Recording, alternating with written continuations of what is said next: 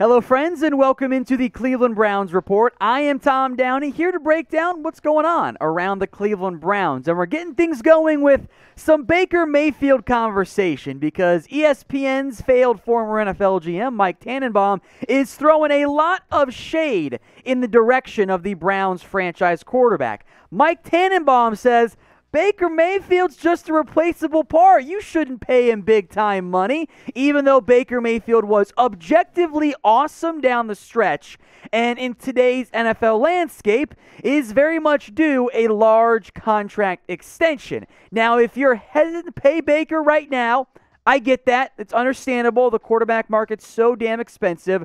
To say he's replaceable, I don't know about that one. Here's the exact quote from Tannenbaum on ESPN. Quote, when you look at Kevin Stefanski's track record, they won in Minnesota with Case Keenum. They won with Kirk Cousins. Baker Mayfield is very much a replaceable part. He's had one productive season out of 3. That is not greatness at the quarterback position. So at best, he's the 5th best quarterback in the AFC.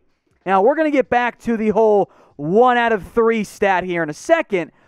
But to say Baker's replaceable, after what the Cleveland Browns have gone through for decades now at the quarterback position, I think that's a pretty outlandish statement from the dude who drafted Mark Sanchez top 5. Like, that just doesn't really make a lot of sense to me. I don't think it's fair to call Baker replaceable. And even if he is top 5 in the AFC, that's not replaceable.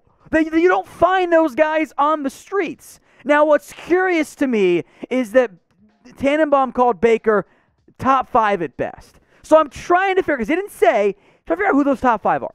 It's Mahomes, duh, right? Deshaun Watson, duh. Lamar Jackson won MVP, probably him as well. Tannenbaum did say that Ryan Tannehill was better than Baker Mayfield, which I don't agree with. I do think Tannehill is underrated. But I think, at worst, you would group Tannehill and Baker Mayfield inside that same bucket. I think that is a fair outcome for those quarterbacks. Now, if it's not Tannehill, well, the other ones are Derek Carr, who, not bad, but I think Baker's got higher upside there. I was very impressed by both Josh Allen and Justin Herbert. And I think Tannenbaum would probably say, and has said in the past, I bet, Allen's better than Baker. Except here's the thing. Josh Allen literally has had one good year. Now, it was an awesome year. I still believe in Josh Allen, but he was not good his first 2 seasons. We've seen 1 year from Herbert. So, based on Tannenbaum's own statement, you can't put those 2 ahead of Baker Mayfield right now. And, Big Ben's kind of cooked. And, oh, by the way, Baker down the stretch last year was nothing shy of incredible. Look at the number difference. And, yeah, Odell Beckham, whatever. I think it was because the Browns figured out the offense. 7.81 yards per attempt is awesome. 8-to-1 touchdown-interception ratio. That's some Aaron Rodgers stats right there, man. Quarterback ranking was awesome. And, oh, by the way, with Hugh Jackson, mind you, in 2018, Baker Mayfield was pretty good.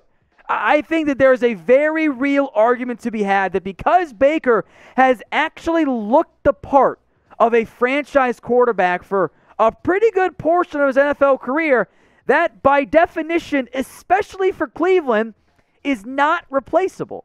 But what do you guys think? Get your votes in here for me in the comment section right now. Do you believe that Baker Mayfield is a replaceable part? Type in Y for yes or N for no. If you guys want even more Cleveland Browns videos, do me a favor, hit that big red button right now. We want to do more Browns videos here, but we need more subscribers. We need more viewers, or else other channels will beat us out, like the Pittsburgh Steelers one, if we're being honest here. So if you want more, speak with your free subscription, mind you. Hit that big red button right now. Let's look now at the Browns rookie class. And could 4th-round pick defensive tackle from Ohio State, Tommy Togiai, be the team's top impact rookie? It is kind of, at some level, a bit of silly season, but USA Today floated out that idea saying, hey, some of the guys above him got some injury concerns. I like Togiai coming out of Ohio State. He fared well at OTAs and minicamp. Maybe he could carve out a significant impact role. Now, Togiai for Ohio State, his impact was much more clearly felt in the film study as opposed to just the raw statistical output. 4.5 tackles for loss, 3 sacks, doesn't look that impressive. But he was very obvious that he was the key guy out there for the team at several points on that interior defensive line. So I like Togiai quite a bit. In fact, I actually had him graded out higher than where he ended up going. I had a 3rd/4th round grade on him. He was my number 91 overall player in this year's draft class, and he actually checked in the end as my number 6 defensive tackle. But for being a 4th round pick with what the Browns have, I'm not sure I can get on board he's going to be their number 1 impact rookie. I don't think Togiai in year 1 is able to surpass Malik Jackson, Jordan Elliott, a 3rd round pick, mind you, Andrew Billings. And now if Billings is not right coming back from his opt-out, if Jackson gets hurt, okay, well then there's your scenario in which Togiai makes a big-time impact. I don't mind Sheldon Day. I am very intrigued, by the way, in Marvin Wilson, who was my number 96 player among overall among defense linemen, my number 7, right behind Tommy Togiai. Who knows about Malik McDowell? He certainly is the most wild cardish player on this roster, given where he was drafted, and yet hasn't ever played football in the NFL, despite being an early 2nd round pick due to off-field stuff when he was taken by Seattle there. So, yeah, I think Togiai will be a good rotation piece in the NFL. I don't think it's fair, though, to dub him the top impact rookie for Cleveland. But what do you guys think? We'll go through some of the top guys here in a second. Who will be the Browns' top impact rookie in 2021? Only for their first season. Get your votes in the comments section right now. That should go in reverse order because that's more fun here. We mentioned Togiai. James Hudson will be a backup barring massive injury, so I'm crossing him off the list right now.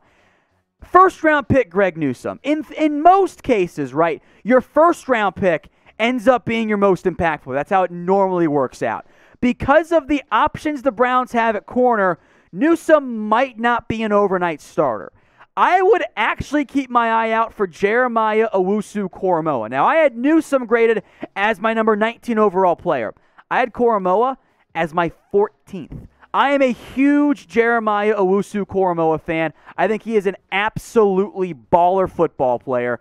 I love him. Schwartz can maybe help you as a gadget player, but I'd actually argue that Jeremiah Owusu-Koramoah ends up being the best guy.